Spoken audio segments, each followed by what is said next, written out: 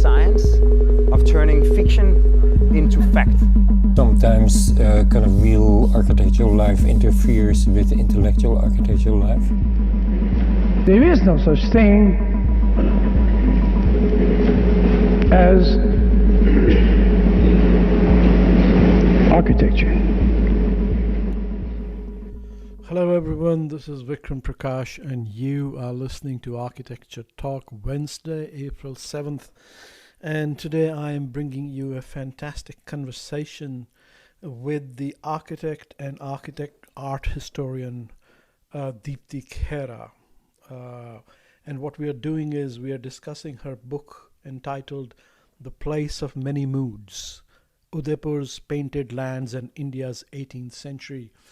And what I hope you will enjoy from this conversation is the fascinating discussion of the interrelationship between art, architecture, letter writing, city building, and the affect of inhabitation of a city that is conveyed by this amazing book that she has written. It's a lovely conversation, and I hope you like it. Here we go. Let me first of all starting off congratulate you. You know, I have had this book in my hands now for, I think, more than a month or so, and it has been sitting right by my bedside. And I have spent so much time with the book. And I'm embarrassed to say I don't read so much of it. I just keep turning the pages like this in admiration, because this is a fabulously produced book. So credit in part to Princeton University Press for that. But more so for an incredible panoply, I would say incredible patta, incredible scroll of visual material that you have put together. I mean, I feel like I walk into Udaipur when I start moving through this book. I feel like I enter into the world of the 18th century and the 19th century that you're describing without reading a word. I mean, I have read the words, but I'm just saying, even without the word, as visual artists ourselves, you know, I'm sort of laying that out. And I'm so amazed at the archive that you have unearthed. You know, I have done a little bit of work on 19th century Jaipur and so on and so forth. But the treasure trove that you have found, and I've done some work with the Jodhpur paintings, but you have introduced me to something which is totally mesmerizing. So congratulations. And if it seems your book discusses the idea of bhav and mood, and you don't use the word rasa so much, but you're much more about bhav, and the title of your book is A Place of Many Moods, and moods is how you're, I think, interpreting bhav, BHAVA. Then I would have to say that in a certain sense, your book creates a bhav of its own. So perhaps we can begin with that. You know, talk to me about your understanding of bhav, what it means, what is a mood, does it require all the disciplines, painting, architecture, music, all the things you're talking about, even the monsoons and the rain and the this and that. Is by reading of the bhav created in your book over enthusiasm on my part, or is it something that resonates? Does that idea resonate for you? So tell us about bhav. Thank you, Vikram, firstly for this very generous introduction to the book and for this invitation. Really, as I said before, your podcast is inspirational in many ways. So I feel honored to be able to talk to someone who is an architect, is an architecture historian. Your conversations are very interdisciplinary. So you're really my ideal audience to be having this conversation with. And the fact that you felt that you could inhabit certain moods that I talk about, or that the book between its covers evokes a certain kind of mood, makes me feel very Does it puts change me in your a mood? Good mood? Yeah. In the mood It for puts me in a mood. in the mood for a conversation. Yeah, certainly. To talk about Wong Kar-wai. Yes, go on. Yeah. So I think, to think about, of course, bhav can be translated as feeling, emotion, leading to a certain aesthetic experience or rasa, leading to a sustained mood that is central to experiencing a certain bhav, that it can be fleeting, it can be immersive, it can build over time. And in some ways, I get into these various aspects of immersion and temporality and this very kind of a layered nature. So in a way, yes, I think, there was, if you look at, I'll come to bhav in a minute, but what you were talking about, what unravels in the book or what unravels in each chapter, you may notice that I have this way of starting with something, coming back to it over and over again. Yes, like in music, yes. Yeah, kind Yeah. of like, Yeah. and that to me is something that emerged from the material, was central as was a methodological imperative that came to the forefront from the material, that I was constantly up against different challenges for which I had to then expand the circle of emotion, the circle of immersion, the circle of learning, and the circle of unraveling, if you will.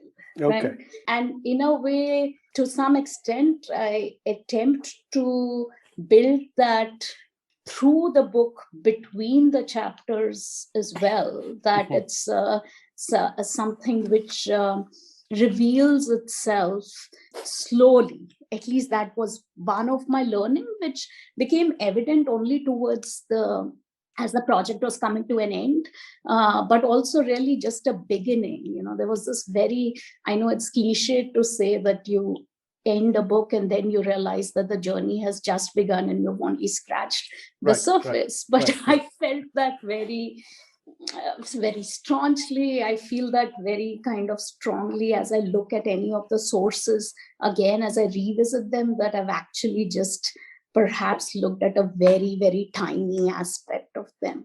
But you got a sense of their bhav, you got a sense of their mood, and you got a sense of the flavor, right? Finally, slowly. One of the things I'm focusing in over here is that this feeling for all of this, the mood for all of this, it rises slowly. Is this something you're conveying? Like in a deep rag, it like builds up madhyam, like very slowly. Is this an important thing?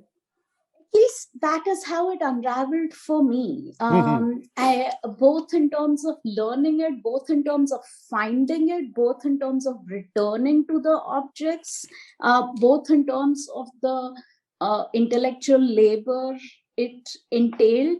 So of course, like the starting point in a way was very evident. Like I start at this point where you see, as an architect, like completely enchanted by the way depiction of places becomes the theme in Udaipur by the late 17th century. You have this shift of genre, you have shift in the size of paintings, and you're seeing numbers of them, right? And feeling very kind of dissatisfied that the conversation in a way was starting and ending with identifying what was depicted, and that is this mimetically correct representation of a place or not, and how is it in service of portraiture, right? So that in a way was a very evident starting point. That wasn't difficult. So you brought up the question of the sizes of things, and I was noting that in between you were talking about these scrolls which are the Vijnapti Patra. How do you say? Vignapti Patra. So Vignapti Patra. Vignapti being the invitation, translating as invitation, and Patra being the letter. Yeah, invitation letters, which are 30 to 72 feet in length. 72 feet in length. Now, do you want to tell us a little bit about these amazing invitation letters and why they were these sort of lengths, and what does this, again, we are back to temporality and duration here, right? Talk a little bit about this whole discussion. Sure. So, in fact, I start the book with a painted letter from 1610 that was sent from Agra, which is not that long. It's about 8 or 9 feet long. It's incomplete. We have a part of it, and it's actually described as a painted letter, a Chitralekh, right, where there is a claim made by the scribe that if you want to get to know the mood of Agra and when this letter was sent, you need to look at the artist's paintings. So there's the artist is Usta Salivahana. Salivahana. Okay, go on. Yes. And he's a known artist, and he's, that it's told that he's present, and he's really captured a sense of this time at the imperial court when the drums were sounded to send this particular letter. Mm-hmm. So it's a very strong claim that is about looking at a flourishing city. It's an invitation to a monk to come to the city and to imagine it and to imagine its mood by looking at the painting. All right. But this is Jahangir. All right. Jahangir. Yeah. Shah Jahan's father. Yes. So this is sent at a time where it is sent from Agra. It is sent by the merchants who are powerful in Jahangir's court, who have built a new temple in Agra. So it's very much relating to the court, but it's also very much being sent and how it's depicted and who are its signatories, that it's being sent from the space of the bazaar.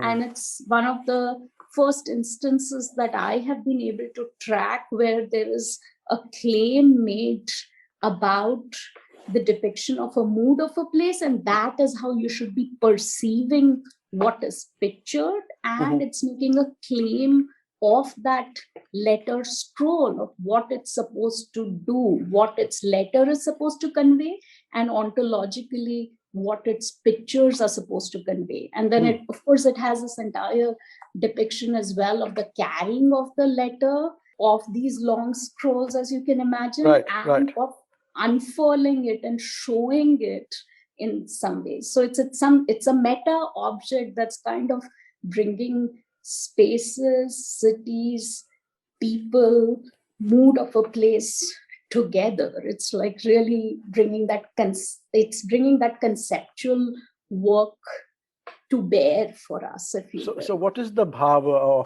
of Agra that this 1610 painting? That it's in this one, it's fairly schematic in this particular scroll, that there are these two arcades, there is a small bazaar and there's a big bazaar, but that there is a lot of celebration in sending this invitation, and that it's occupied by all kinds of people who are traveling together, monks and merchants, to deliver this. And that when this is delivered, that there is a certain kind of celebration that is taking place at the recipient's domain as well. Agra, the imperial court of Agra, that mood is actually quite brilliant because it shows all the various people who are present and how they are present from lands, from Turkic lands to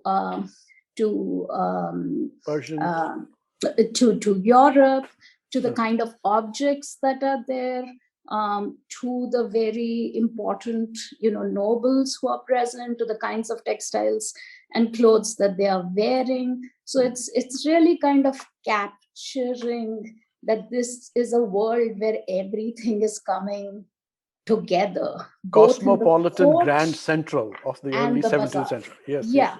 So. And so that's the reason you should come to this place. And inaugurate this new temple, and it's signed by many, many merchants who are living and flourishing in Agra at this time, right?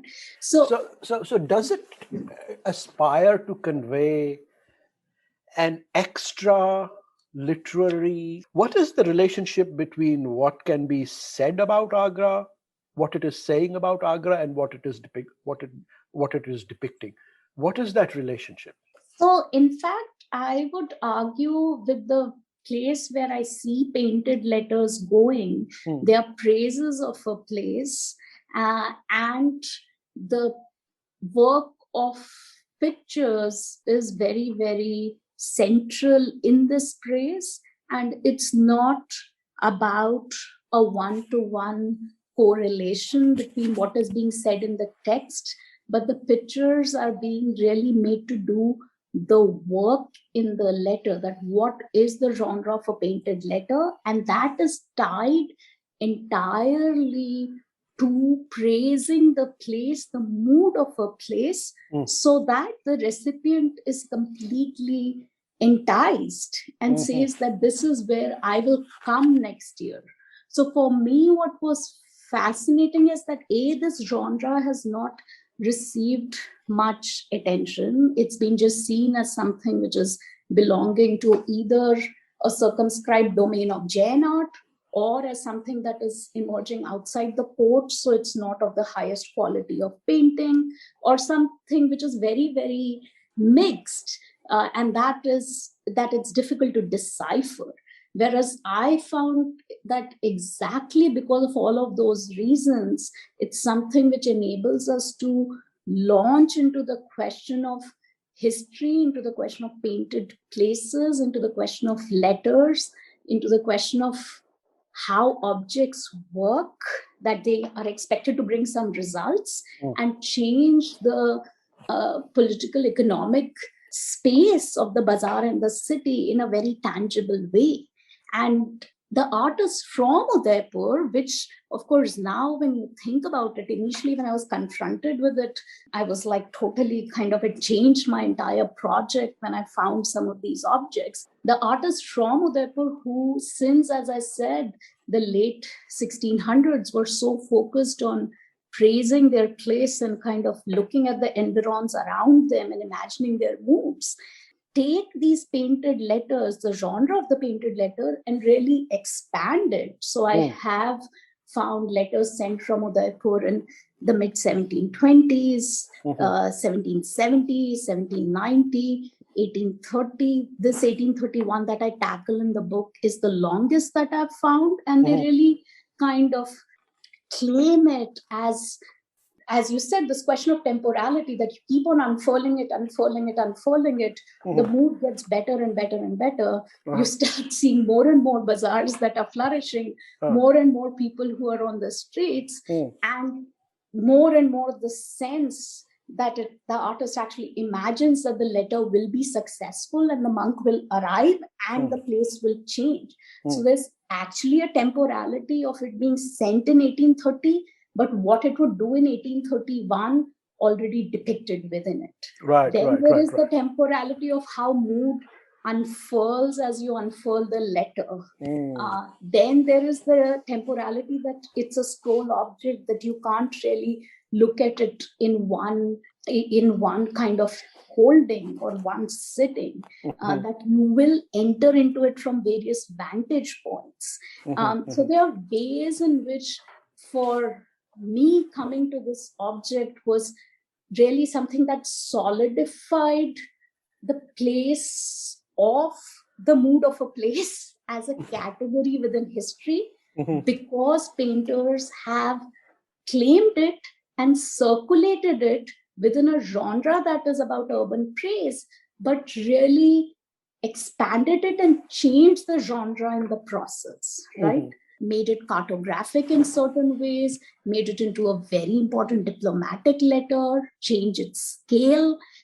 So in a way, its circulation tells us something about the perception and the work of the category, as much as it tells us about how important these kind of artifacts are if we want to think about more broad-based understanding of aesthetics, if we want to think from objects that are on the margins to look at a variety of practices and histories, if you will. And that is the reason why I invested so much time and resources, also because I had the permission from the Agarchand Nata Jain Granthalaya, which is, the Abhay Jain Granthalaya, which is in Bikaner, which was established by Agarchand Nata ji, to make the scroll digitally available on a website that I created alongside the book, because I think that there are many projects waiting to happen with this material, and it is an invitation for people to scroll the entire 72 feet long My praise, God, amazing.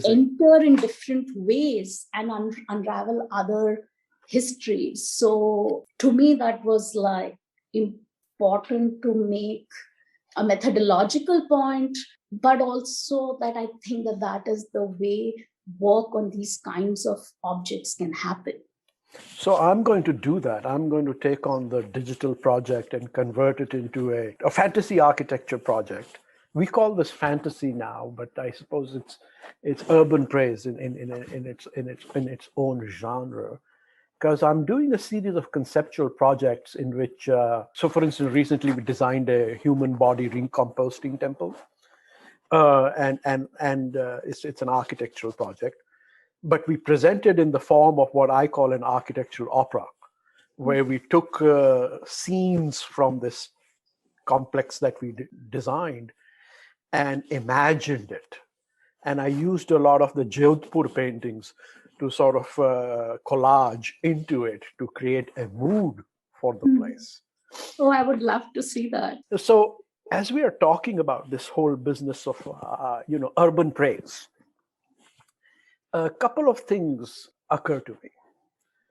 One, there is always this discussion about the relationship between the praise and the fact. So in architecture, we want to make orthographic drawings, we want to make measure drawings, and there's always this discussion about what is the relationship between the actual thing and its representation. Or in the work I did in Jaipur, they called it the tare, I don't know how to translate tare. I don't remember. Map. I actually talk about map versus mood in chapter 1. The tare. Yeah. So what is the relationship between map and mood in these paintings? And it's sort of one question. And I also want to sort of link this to, I know in your book, you have also brought in the 19th century and kind of more European or English, let's just say, representations of the city, right? And so in a sense, there is what is it? Is it a clash, or is it a confrontation between map and moods? And what is the discussion that you are having over there in terms of these two things? And I'm very interested in this because I remember again, back in all my work is mostly in Jaipur. Swinton Jacobs was very interested in sort of trying to figure out how to transform map into mood. Tare into bhav, or copying into creation. So to talk to me a little bit about how you are dealing with that discussion. So first I'll come to praise. So I think the question about praise is that praise is always in a particular genre, right? And praise is always about a certain kind of excess, about a certain kind of idealization. And in that sense, it's central to, if we are trying to think about Indian aesthetics, right? If we are talking about bhav, rasa, the systematization, it's all predicated on a certain kind of idealization and praise, the idealized person who experiences this, the idealized mood, the praise for a certain mood, the praise for a certain kind of beauty of human or place or so on. And in that sense, of course, the description of cities, Nagar Varnans, or if we think of Shehra Shobs within the Persianate genres, and they do come together a lot and riff off each other in the early modern period, and literary historians have worked on this. Praise is something that is very much the conceptual framework within the description of facts, to use your word. The description of the world around is taking place, right? There's this dialectic, if you will, between the past and the present, but also what is around you and how it is idealized, right? And what I think through these objects in the book is to think about the deep conceptual history of these genres on pictorial terms, but overlapping literary terms, and then kind of think specifically to how, while certain tenets of a genre or of praise might be thought to be standard, it's really in how praise is performed in each instance and in each and how you historicize it that can really get you to the work of praise, right?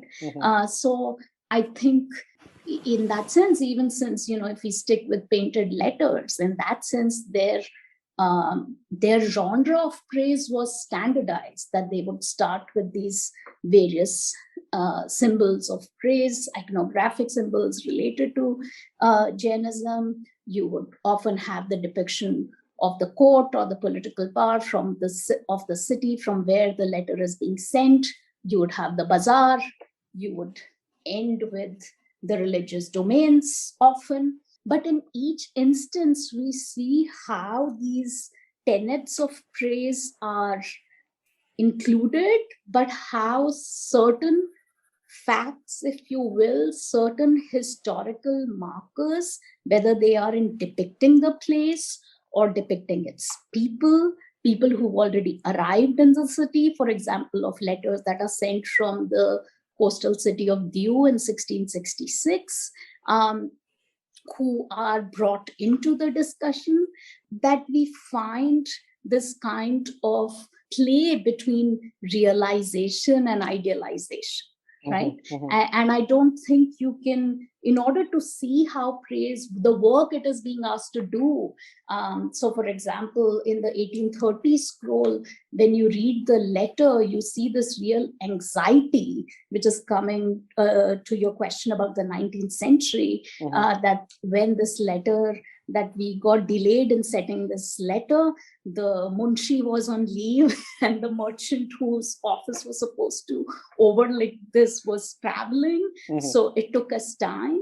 And when you start actually looking at the entire network of letters in the colonial archive as well at this time, you realize that this Jain letter has been sent by the merchants just at the time when Udaipur as an independent principality has been abolished and has been merged within another agency within Rajputana, right?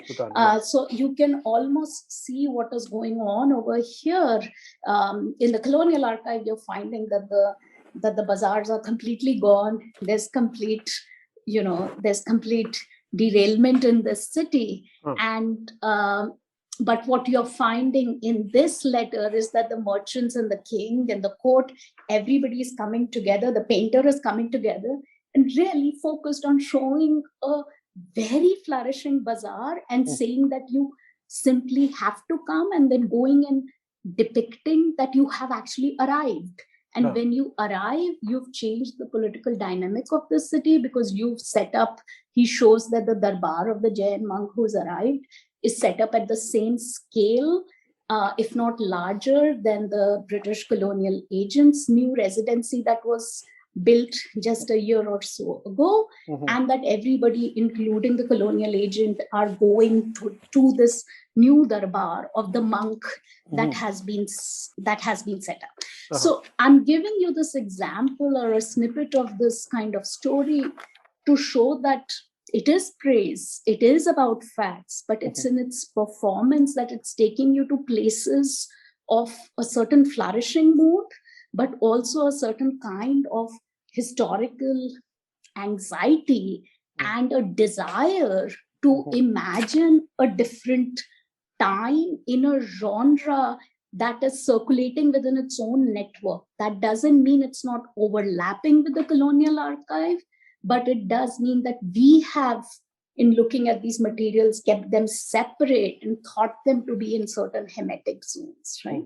So it's just giving you a sense of how to get to the work of praise means understanding its conceptual depth, but it's both diachronic work and it's synchronic work within a certain historicized space, if you will, right?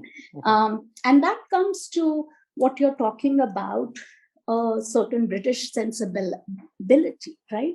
So there are two ways in which one could enter that question of overlap and connections and comparison, or at least the way I tackle it in this book, and then hint towards places that one could take it in the future. One is the category of moods of a place itself, right? So if we are thinking about the 18th century, that is when we are having all of our, we are having the archive of histories that is being generated by British antiquarians and colonial agents like James Todd, who is stationed in Udaipur. We have all of our artists, from the Hodges to the Daniels to many smaller amateur artists who are painting in the picturesque genre. And they are, of course, you know, and you, including many scholars, have worked on it, that what you see emerging over there is a clear investment in the aesthetic of the sublime, the aesthetic of the ruin, the mood of a certain decay, for which the colonial or the landscapes in Asia, in India, become a space where there is a mood of lament that is generated. Yeah, right? romantic. So, yeah, romantic, and also serving a certain political end, at least in how it's perceived. Right? So I think that at a very basic level, there is a conversation to be had on the question of moods of a place, moods of landscapes that are emerging in the 18th century as an important priority within art trans-regionally, right? And that conversation is to be had not just because there are distinct moods that are being elevated, in this case, more of praise and pleasure from the subcontinent versus more of sublime moods related to fear and awe and, a certain kind of, I'm thinking about the mood of the storm in the British archive versus the mood of the storm and the monsoon in the archives that I'm looking at, right? One is taking you to a place of romance and love and absolute abundance, and the other is taking to a mood of complete fear and despair and loss, if you will, right? So one is that very conversation that has to be had, which I think is not being had enough. Of course, then there is the entire conversation, as you brought up, the architectural portfolios that are being made in Jaipur and so on, of the question of architectural drawing, if you will. And that is another space that I enter through the artists who are creating these architectural drawings for within the genre of what is a documentary drawing, or what is classified as that, say, by British colonial agents, and within paintings that are classified as depicting or praising the mood of a place, that are panegyric in their very conception, right? That are not separating the question of knowledge and the trope of praise, just like the architectural drawings are belonging in a certain genre of place making, right? It's just that they are genres with overlapping intentions, but not all the same. So that is the other conversation to be had in the domain of knowledge, right? And I think that is where, following that, by mixing these archives and individuals who are circulating then their practices across these genres of objects is extremely productive to think about the question of aesthetics, to think about the question of knowledge, to think about the question of production of facts or territoriality or maps based on the combination of these two, if you will. Right. And I think one of the things that emerges from a professional perspective is that, of course, through the 19th century, through the validation and verification of certain modes of representation, which can be said to be more orthographic or whatever, and through the imbibing of those methods as superior, there emerged the discipline of an architect as a professional, as more Euro Enlightenment based, as more scientific, if you want, and the architect as a person who sort of understands those better. And with that, therefore, is the accompanying derogation and suppression of other modes of representation. Let's just say, praise modes of representation and others. Also, the suppression of certain possible genealogies, right? That there is, it's not as if those professional practitioners of knowledge in the domain of building or in the domain of drawing or in the domain of the genres within which knowledge of a place was brought to bear, right? In history, did not exist, that it was something that came only through a European encounter, if you will. But I think in part by entering into a category like a mood of a place and seeing the work of those who are taking depiction of place in various directions enables us to think of those various genealogies, which don't have to be then of one or the other. You look at intersections and you look at much deeper genealogies as well of that kind of mode of knowing, the modes of drawing, the assumption with, say, the artist Ghasi who worked for Todd, and the quote was that he learned the accuracy of his architectural drawings by working in Todd's team, whereas he's coming from a workshop practice where they have finessed this art for at least a good 150 years by the time he comes onto the fore. So it just enables you to think about those blind spots, not just acknowledge them, but actually what I would want more to happen is to work through them, like beyond what do you mean work through? The acknowledgement, right? To understand them, to research them, to understand them on their own terms, and then get into comparisons, if you will, of what genre might be doing more of the work of a certain kind of knowledge versus the other. So in that sense of not then entirely just keep them into separate histories, bring them into a comparative conversation by looking at connections, but also understanding them on their own terms and then comparing them. All right, let's look at the praise letter invitations, urban depictions in a little bit more their own terms then. So let's stay with this 1831 amazing, fantastic, super long patra.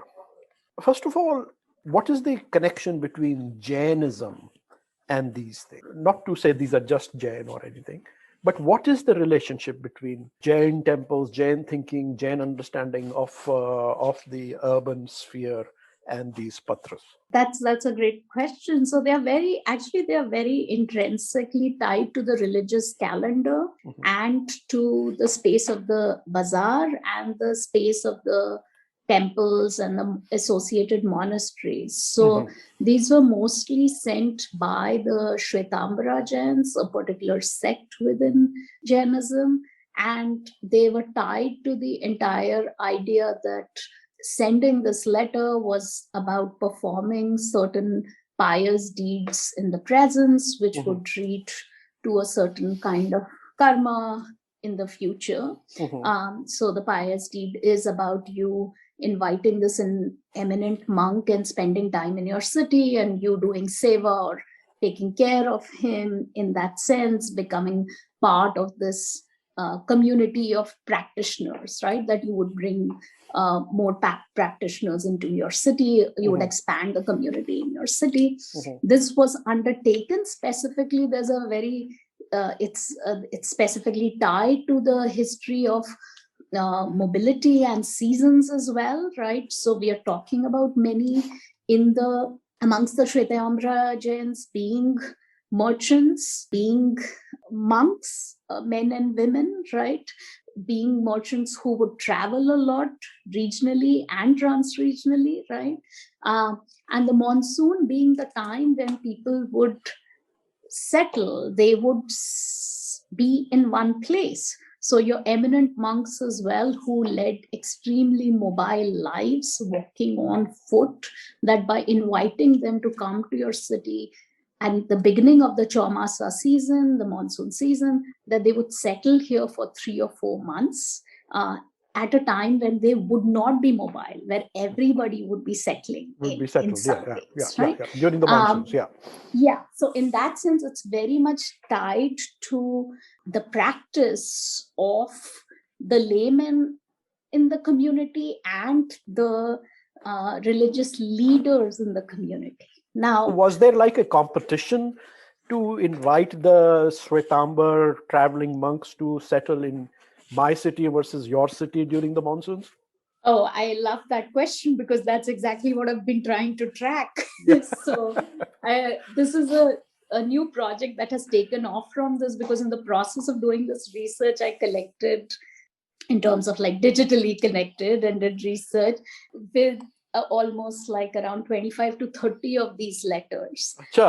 And they most of them are like in small Jain bhandars or libraries that are connected with temple institutions, right? So that's the other thing, that the monks who would travel with these eminent monks who were invited were the ones who would be maintaining these libraries, manuscript libraries, that were always tied to temple institutions as well. So you are actually getting into the question of the practice of the communities, but also the knowledge houses of the community, and tied to their questions of mobility and livelihood. So a part of I did some digital work with a graduate student in kind of creating this data set from the scrolls that I've tracked. So I've been able to find letters that were sent to the same monk, but in different years, from different places. I have not yet been able to find, which I'm dying to find the evidence for, that in the same year, the same monk is invited from 2 different places, and I find the letters and see what might have enticed him more. Then I did research on this 1831. I also tried to get to, I'm sure, someday maybe I'll find something, is to the Kothwali records, to get to know from the records of who entered the city, if the monk actually arrived in 1831, or there was a demographic change, to think if the letter was effective, because that question of... So we don't even know if he came. So we don't know if he came, but we have some other very good cues, is that the neighborhood which is depicted as the one in the letter, in the painted letter, where he would set up his darbar, that is the neighborhood which by 1832, on the outskirts, what was then the outskirts of the city, outside the city gates, becomes a very prominent Jain neighborhood by 1832, because of a temple that is built by the same merchant who is responsible, who is leading the initiative to send the scroll, the guy who was on leave and all of that, and delayed the entire process. And there you have a painting of the merchant in the same portrait style as the one that is there in the letter. So I have this evidence which gives a sense that there was a transformation of that place So, you know, So you again, assume, yeah.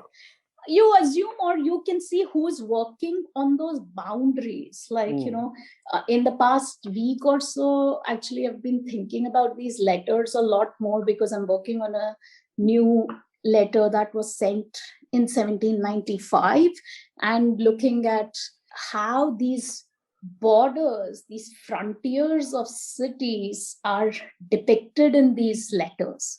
And it's something which has been, to be quite honest, it's been on my mind by looking at all of the photographs and drawings by artists who are currently sitting on the borders of Delhi. The farmers who are sitting on the borders Farmers, of yes, cities, yes. Yeah. making certain demands, and how that settling on the borders and sitting on the borders, what work it is expected to do. So it's actually made me, I'm in no way making a direct correlation between the borders depicted here and what's happening today in a direct way, but the attention that it's bringing, the renewed kind of way in which it's helping me look at these scrolls is to think of the frontiers that are depicted at the very end of the painted letter. So it's the boundary of the painted letter versus the written letter. It's the boundary of the city. It's the place where people are coming in to change something in the city, or something is changing by their arrival. So it's also a pictorial space that is pointing you to those possibilities, and you find painters embedding those possibilities in a variety of ways the more that I look at these letters. So that's something to say about, you know, I mean, why. the edge of the city is a fascinating sight. And in some ways, if you think that they're coming to the edge of the city in the rains, right? Now, of course, we all know that it may rain very little or it may rain a lot. So in some ways, you also want to think that, and you were talking about, you know, what architectural drawings are, what working drawings are, which all display a certain kind of stability, right? That it all will work in a specific way.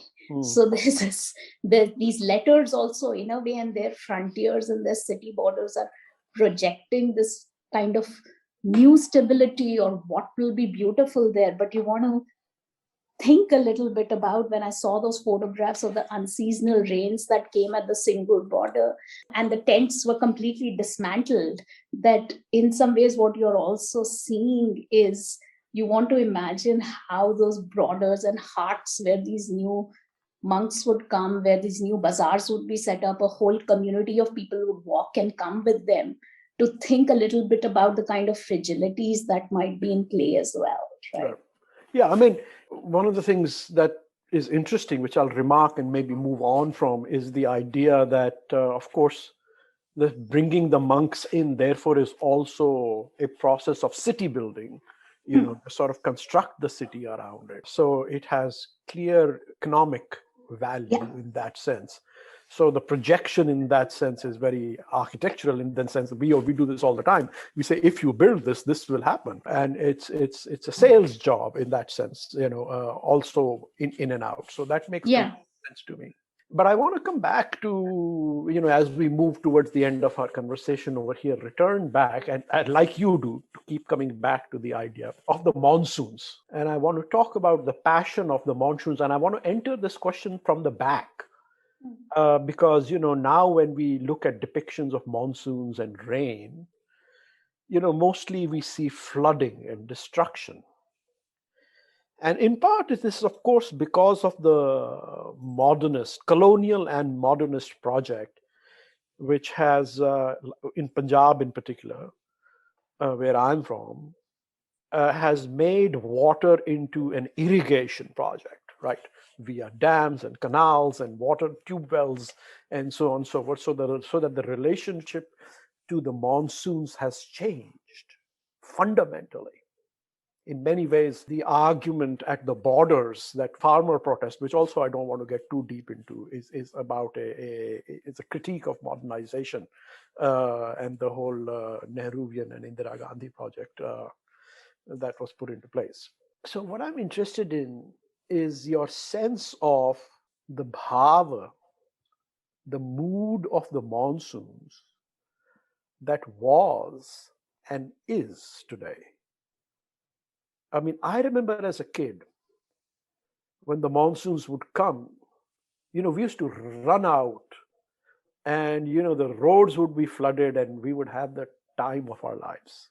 But, I grew up when we didn't even have, when the evaporative cooler was just invented, a little before your time, probably. Likewise, I grew up in the heart of Nehruvian India in Bhabha Atomic Research Center with You did? With the modernist buildings by Shivdat Sharma? Yeah, with no sense of things like air coolers and so on. And so where all I knew was that windows are open through which the air comes and goes, and the glass gets shattered at times. And you figure that out by putting a newspaper on it. That's funny. तो एक भाव होता था, there was a certain mood about the modernist pre-air conditioning era of our relationship to air and water and monsoons and rain, which is so completely gone, and I feel so completely eviscerated now that I live in the United States, where more and more we want to triple seal our buildings, and the more energy inefficient and sustainable we become, the more we are sort of living in these vacuum sealed straitjackets, which is just horrible. But to return, by way of nostalgia, by way of patra to the past, praise patra to the past, describe to us the mood of the monsoons and the passion of the monsoons.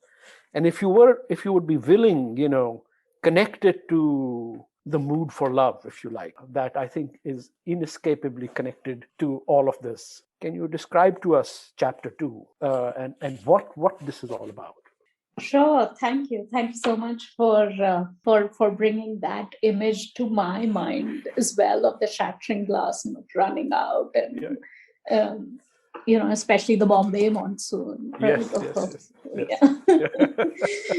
So it means, let's see what all I can get to, but there is something to be said about flooding and destruction and water as an irrigation project as well, through the works that I'm looking at, or work that's happening in the future.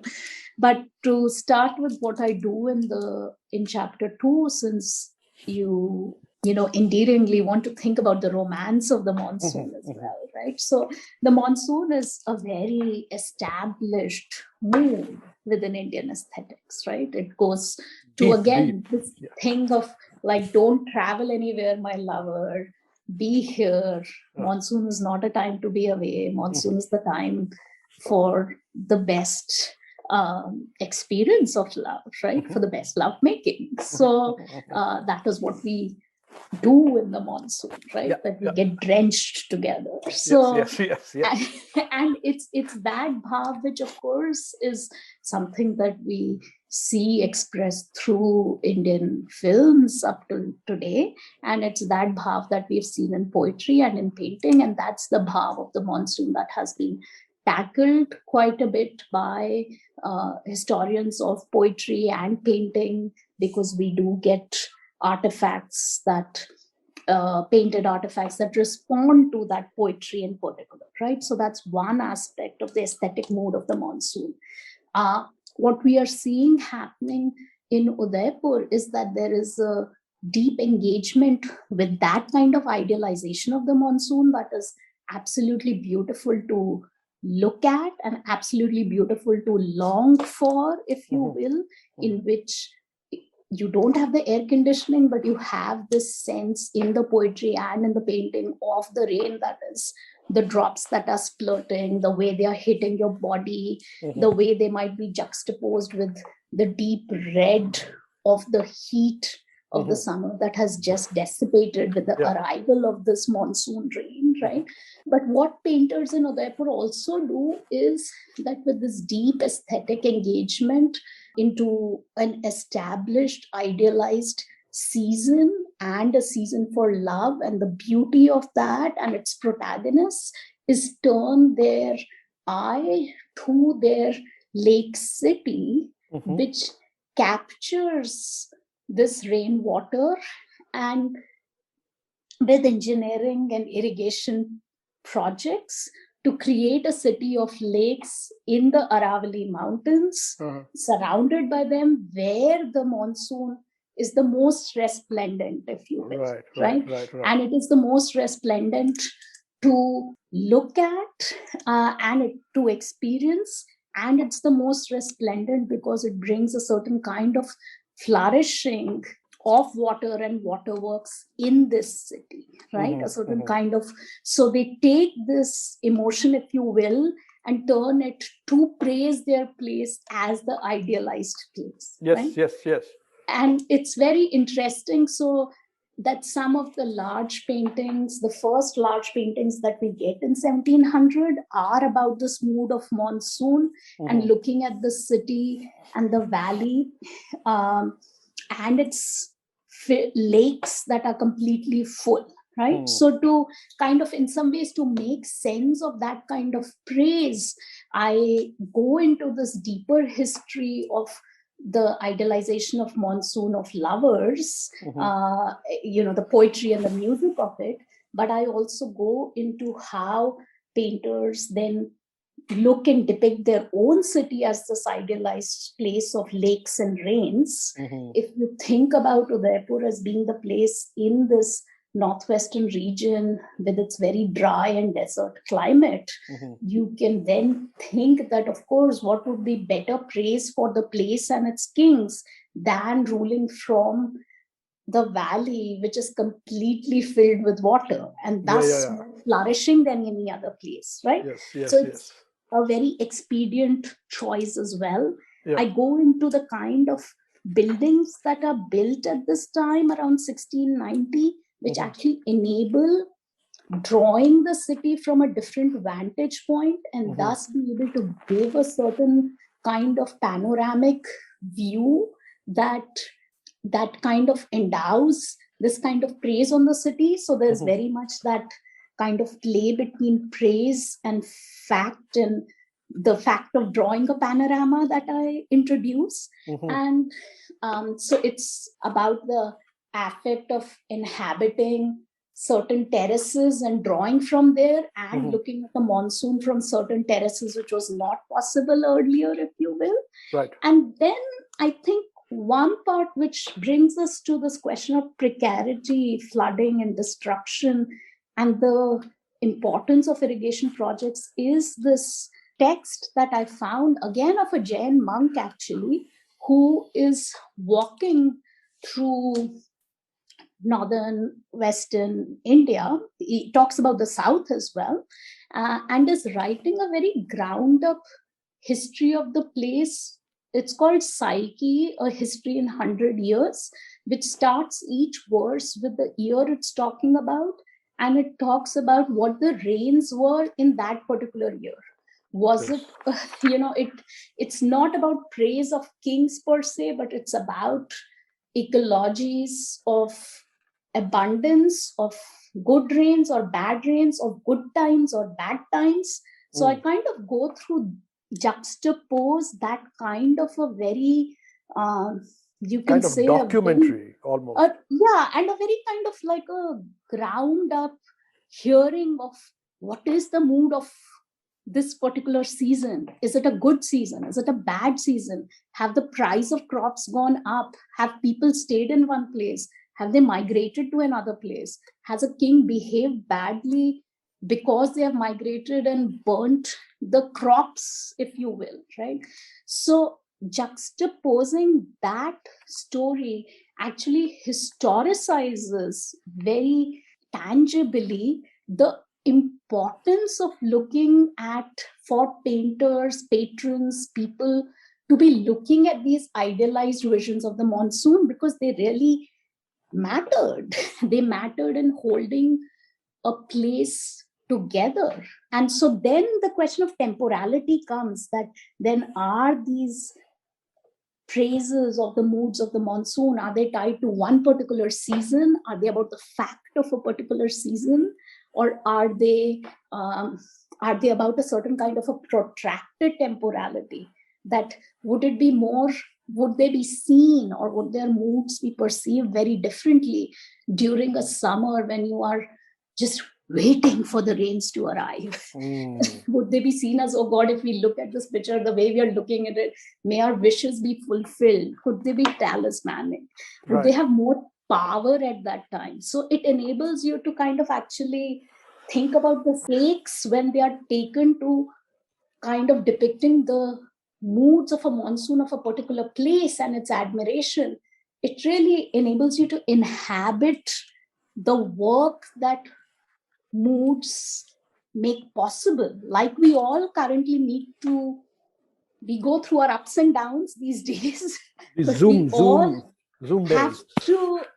But we all have to imagine that space of being out of the Zoom mare, right, if you will, to imagine a different mood. And that is what enables us to think about, in some ways, the work of moods at individual levels. But I think what I show through the book is that you can get to some very specific subjectivities and histories and political climates, if you will, if you take the work of moods and these genres very, very seriously.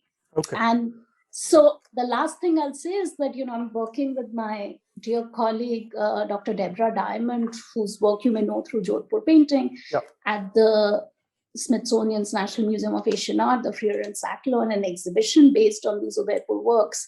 And she has been looking extensively at many of these water-fed landscapes and the plethora of irrigation mechanisms that are depicted within them. And in that exhibition, we are actually also juxtaposing paintings that show entirely flooded lands. So there is a conversation that is happening. Flooded good, flooded bad? Again, more or less good, but also like very specifically flood and excessiveness, where the precariousness of what all the flood can destroy is completely embedded in the picture. So in that sense, like, it is enabling us to get into other questions about the monsoon and monsoon moods, which in some ways are, I think have to be tracked alongside the romance, and is not necessarily something that's only coming in a later time period. Okay. I've put your book aside. I've put it over here. So describe to me your own experience with the monsoons and the city. Build a bhav for me of any one time, any iterations of your relationship. Because I'm thinking, I think of the Lagan scene, the famous scene, dhanana, amazing portrayal over there. And I'm thinking, finally, of course, Ram Leela, Sanjay Leela Bhansali's Ram Leela also ends in Udaipur, although they didn't use monsoons very much. Whenever I'm teaching South Asian history to undergrads, I have to always, in Seattle, I have to say, our relationship to rain is totally different. It's rhythmic song, here comes the rain again falling on my head. It's like this depression. Here comes the rain. And I tell them, I've never understood that song till I reached Seattle. I finally understood that rain can be this depressing thing. Describe the rain, monsoons and Dipti to me. Of course, I have memories like you of making those paper boats and sitting in the rain. Kagaz ki kishti. This is a great... making them float in the drains of the Nehruvian township. Yeah. I also have actually very vivid, destructive memories of the rains in Bombay, of walking through flooded cities and getting home and not sure, if one would make it through that. I have memories of very vivid memories of somebody being swept up by one such flood. And I have memories, of course, I also have memories of, pakoras and rain and driving. Whenever it rained, there would be pakoras, no? Yes. All of those. Driving in Rajasthan, as you can sense that the rain is coming and the Udaipur lakes being full. I also have the very strong memory of the summer of 2004, when it was the consecutive third or the fourth year of drought in the city, in the region, where the lakes were completely empty, and I walked across the Pichola Lake completely, and there were camels sitting on the lake bed, and the Lake Palace Hotel, the Jagnivas, which I talk about in the book, they were actually trying to import water through tanks and keep some water filled up around it to keep that image of the full lake or of the palace floating in the lake. And of course, there was a lot of resentment from the city dwellers at doing something like that. And yet, I have seen, obviously, the same people look at it and kind of not be able to imagine any other kind of way of looking at the palace in the middle of water, like the lake waters. So I have these various memories which are tied to this entire spectrum, if you will, of absolute destruction, loss, joy that you miss, and lives and livelihood at stake. So I can't say that there's this one memory, right? It's also what you are painted is a complete spectrum of life that is connected with rain. Right? I mean, it's not just a romantic image of Krishna and Radha.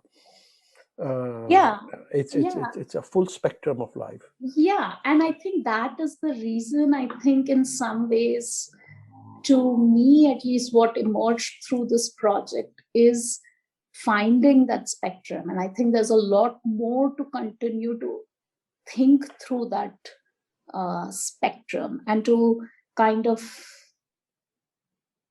inhabit again spaces and subjectivities that you can still find within them that may subvert this kind of a singular memory that often is most discussed or is most emphasized, right?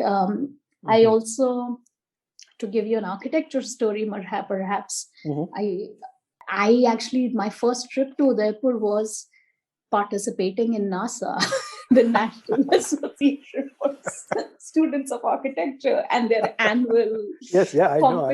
Of course.